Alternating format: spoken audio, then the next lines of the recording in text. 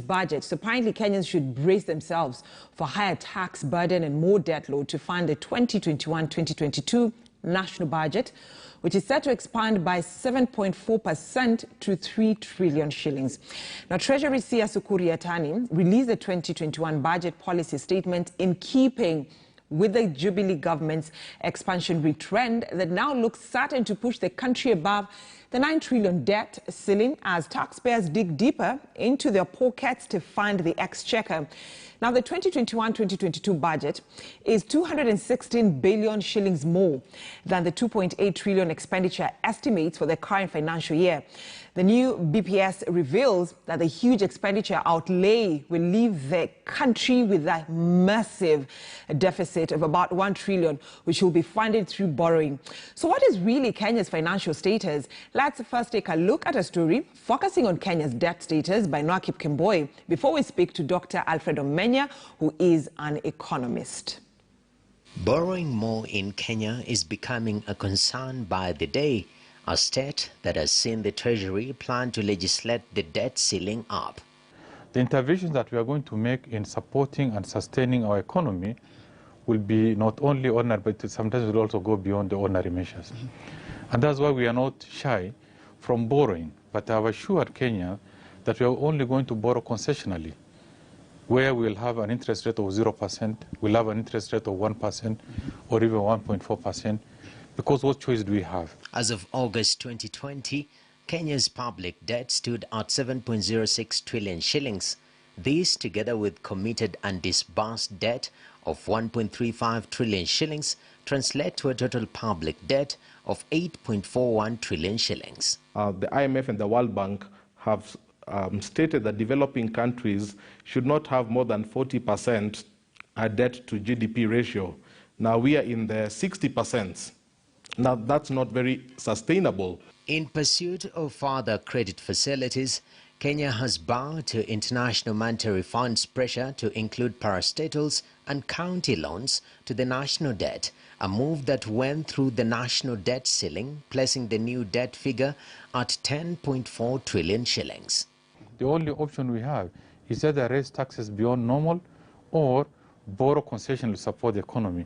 And we've decided to have an opportunity that we borrow from the concessional window from the multilateral agencies like IMF and World Bank, so that now we are going to deal with it at a later time. To mitigate the debt pressure, the Debt Service Suspension Initiative has been rolled out to ease the debt burden. After surpassing the first opportunity to get relief, with Treasury terming the terms of the initiative as too restrictive, Kenya will take a relief from the Paris Club, which was due between January and July 2021, saving the country 32.9 billion shillings in its debt repayment. So I think that pressure in those, especially in the education and the health sector, have made it very, very important for these extra funds that are coming through the debt relief to be able to be plugged in. Treasury Cabinet Secretary Ukuri Yatani says this will give us the fiscal space to make the much-needed spending on the COVID-19 economic recovery strategy, especially in the social, health and economic sectors. China does not extend that debt relief, and you remember there are some elements of Chinese loans that need to be paid this month. If that money is transferred towards paying Chinese debt, then it ends up really being not really entirely useful to the country. Kenya has also applied for debt service suspension under the G20 DSSI framework for amounts estimated at 40.6 billion shillings due from 1st of January to 30th of June 2021 from non-Paris Club bilateral creditors. With next year's budget deficit being projected to hit the trillion shilling mark, with more borrowing being expected to fill the gap, the Controller of Budget has warned of an imminent debt crisis if the trend continues. Noakip Kemboi, KTN News. All right, so now All eyes are on the Ministry of Treasury that is headed by the Cabinet Secretary Ukur Yatani. But let me bring in an economist, Professor Alfred Omenya, who's going to be breaking down the figures for us, just to make us understand where we are as a country, what we need to expect in terms of the, VAT going up, how much Kenyans need to, put at the back of their mind in terms of the country's borrowing. And Prof, good morning, and thank you for joining us here on KTN News Center. So straight away, what is really, the country's financial status, even before we talk about the budget? Yes, thank you so much, Linda. I think, as you've already highlighted, the country is in a very bad place. We are talking about a budget of 3 trillion. And we are talking about revenue, all revenue generated internally, of about 1.6 trillion or thereabout. So already we'll be looking at a deficit that is over 1 trillion in the next financial year. The country is looking at debt stockpile already that's slightly over 7 trillion, and that is projected actually to go beyond the 9 trillion ceiling just in the next couple of years. So of course the debt is getting out of control. To be able to understand what that means, all the money that we are sending to counties, both for development and recurrent expenditure, is about 300 billion. And currently, the amount we are paying for debt, currently, we're not talking about the increase that we're going to experience, is already past 500 billion. In other words, we are spending almost double servicing our debt compared to what we are spending in the counties. That figure is also pretty close to the amount of money we are spending on development. Mm-hmm. But that is not even our money. The money we are spending on development is actually debt. Yes. So if you start looking at revenue versus what you're expending, then of course we see this huge deficit, which means that in fact we'll have to borrow more to spend. Prof, on top of already the very high debt that we're paying. Prof, just hold on to that thought about borrowing. We'll be getting later into that. But Prof, this is the 2021-2022 budget will be the 8th budget under the Jubilee administration. So the government is planning to spend about 3 trillion shillings to ensure that the budget is well financed, which is higher than the current budget, which was 2.7 trillion. Correct. Yes, and what is actually important is where this money is going. It is higher. Already our situation is bad, but the budget that is being put in place is actually higher. The justification for government has been, incidentally, debt is one of the issues that we're coming to later, and the other justification has been about spending relating to COVID. Yes. But having said that, it means that then our deficit then, grows. In fact, our deficit grows now from around 800 billion to 1 trillion. In other words, we're getting poorer. Where will we get that money?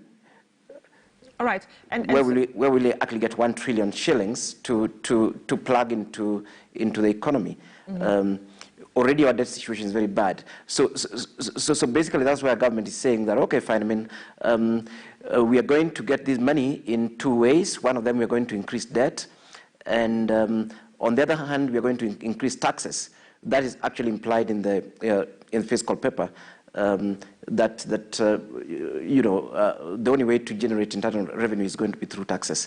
Right, and through these taxes, stuff that is inside there is long-term. All right, and through the taxes you're talking about, we have the VAT and also the capital gains tax, which will target the wealthy, but then also at the same time affect the common mwananchi. Because once you raise the VAT, it means the cost of goods in the country, actually the basic goods will actually go up. Yet the country, Kenyans are coming at a time where we have a pandemic, Some people lost their jobs. The taxman was not able to collect tax because the government gave a relief.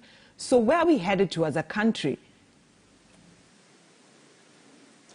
It is actually very interesting that Treasury is suggesting that one of the small tax relief during COVID was part of the problem, and they're very happy that those were waived. And of course, there have been proposals to widen that tax bracket, so we're likely to see new taxes coming in. Sadly, some of those taxes are going to target critical things that we need for our development, like ICT and so on. And then, of course, the existing taxes are likely to increase. We are likely to see what we were already seeing with KPLC, where Kenya taxes tax, and yeah. So at the end of the day, we are getting ourselves into this quagmire that we somehow believe that we can grow through taxation, which in fact is a fallacy. Already the economy is not growing, and then you come in and leverage taxes on both consumers and small-scale producers and mainstream business people. Generally, as a country, our economy will just become less and less competitive. Yes, I mean, the fiscal paper talks about an economic growth of 6%, and if you look at that, that is actually a projection that came from the World Bank, and what he expected was that having been highlighted as a potential, it was for us as a country now to look critically how we could grow at that percentage. But if you look at the fiscal paper, there is actually no indication of where that growth will come from. But then it is still blubbering about the big four. It is still talking about investing in blue economy and so on. And there's no way that will actually give us that particular growth. But then then it means we're likely to see the GDP not go anywhere high. Instead, we are not even going to see a growth in our economy as a country. And the argument will be based on COVID-19. Exactly. In fact, that is the issue that as government is trying to ramp up the expenditure, one would have expected that we are putting measures that can realistically grow the economy. And if you look at the entire fiscal paper, the question that I was even asking when I was going through the paper was, where will actually growth come from? What will be the incentive for growth? And there's nothing new that government is trying to do there that will result in growth. Yes, there's talk of an economic stimulus package, and that is, I think, 50-something billion. It is very, very limited, and some investment in SMEs. But if you look at that vis-a-vis government's hunger for expenditure, and then at the same time government saying that, okay, fine, we'll just borrow and we'll tax. That's the clearest thing. I don't think there'll be significant gains from those strategies that can eventually result in this particular growth. So in a way, government is shooting itself on the foot, where you're saying, look here, we are aspiring to this particular growth, but on the other hand, not putting any mechanism that will result in that growth. In fact, actually putting mechanisms that is likely to curtail that particular growth. All right, so Prof, let's now get into that borrowing, topic that will actually be the discussion during this time when we are waiting for the budget to be read by the CS. And the country, according to the CS, we are planning to borrow about 937.6 trillion shillings so as to ensure that the budget is well funded. And as a country, should we go to foreign borrowing, or should we do local borrowing? Because the CS, when talking to my colleague Noakip Kemboi, made it to sound a bit, comforting to Kenyans by saying that they're going to have the concessional borrowing as a way of trying to reduce the interest that the country will have. Yes, you see, Linda, those are some of the subtle issues that have been that have actually been affecting us. Yeah, because I think we need to go back to reboot and go back to the Kibaki economics. Yeah, where we are saying that, okay, fine. I mean, we shall live within our means. So we figure out a way of first, reducing our debt, and then of course streamlining our expenditure. Yeah, so that we need a bit less. Yeah, because the position that's being taken by government is that look here, I mean, there's 3 trillion budget is 2.9 something trillion budget that we are actually stuck with that budget. And if you look at that budget, really, I mean, the development component is relatively small. The county thing, like we said, is neither here nor there. Is only 300 billion. So a huge chunk of that basically is wastage by national government. And then, of course, there's a significant percentage. You are looking at about 27% of the budget, about 500 billion, that goes towards repayment of debt. My own thoughts is that actually government should figure out how to reduce this, because as the window for external borrowing closes, what's happening is that government now is borrowing internally more intensely, and then with the results that we don't have money then for local businesses. We don't have money for the same SMEs that government is supporting. Right.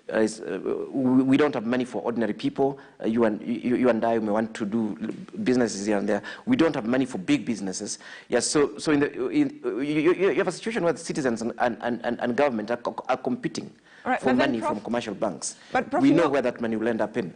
Yeah, but then you know what's running in my mind, and probably the minds of other Kenyans, probably you, but I don't know, you may correct me, is that yes, you're borrowing and to fund this budget, and a big chunk of the budget will go to development projects such as infrastructure.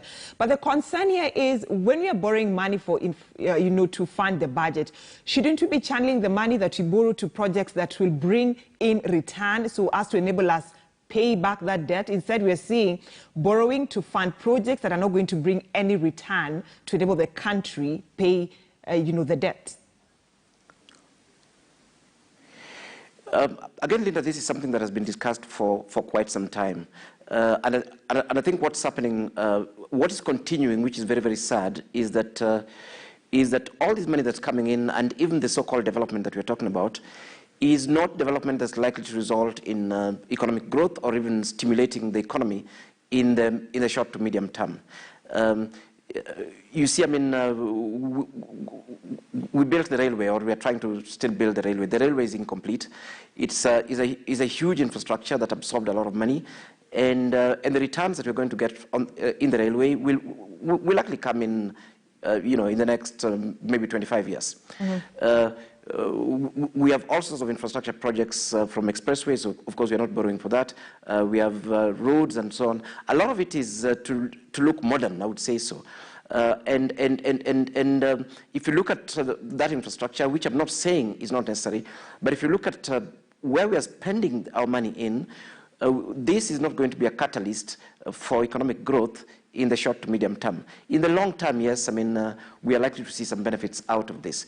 And, and what one would have expected would have been really balanced budgeting, so that we are able to then invest in areas of the economy that can result in relatively, medium-term growth. A good case, I mean, to be fair to Jubilee, within the Big Four, there's the issue about manufacture, and there's the issue about housing.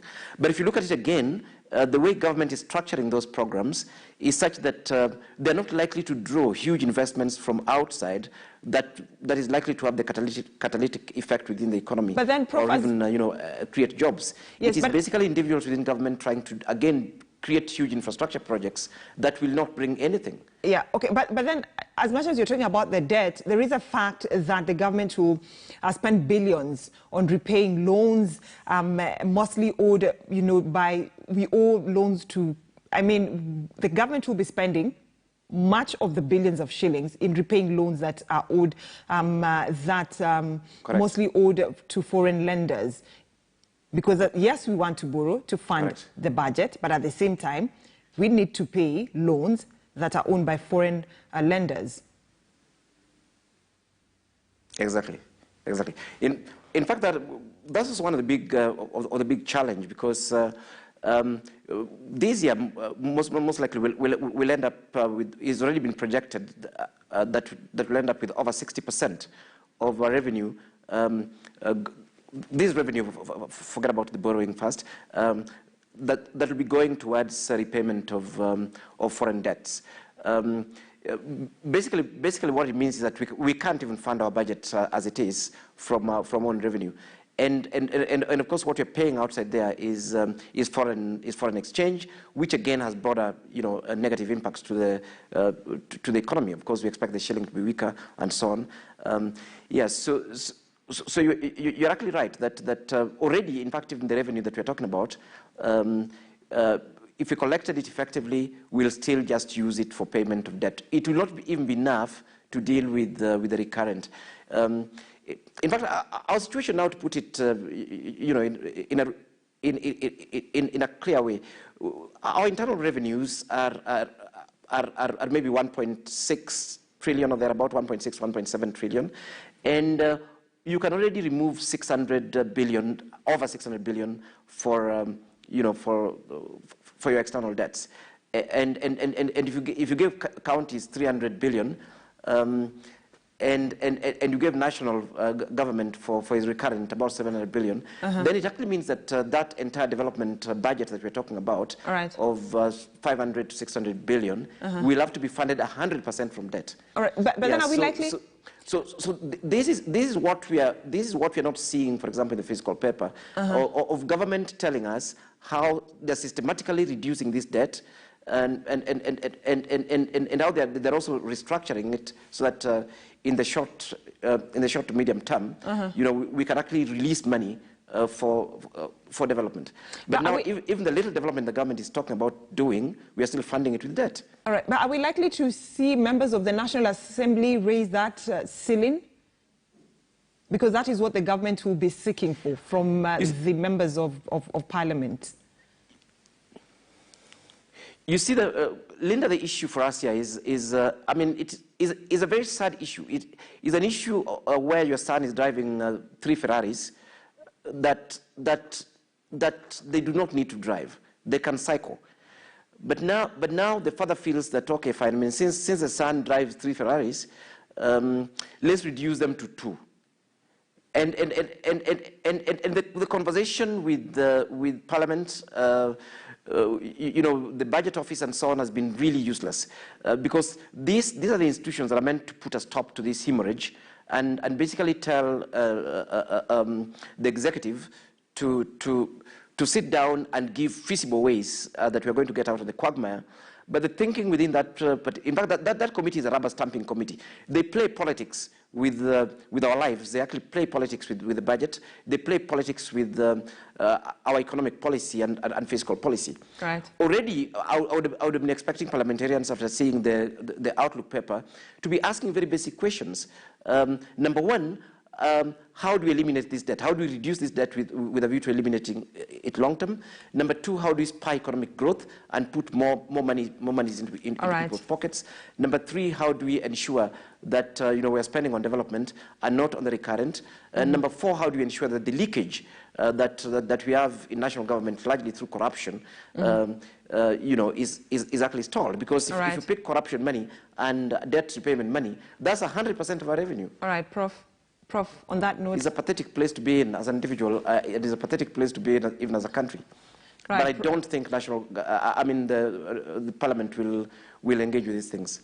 Right, Prof, just from your explanation on that question, your answer, it just tells you how you have pertinent questions that need to be answered by members of the National Assembly. Some questions that Kenyans are asking, including myself.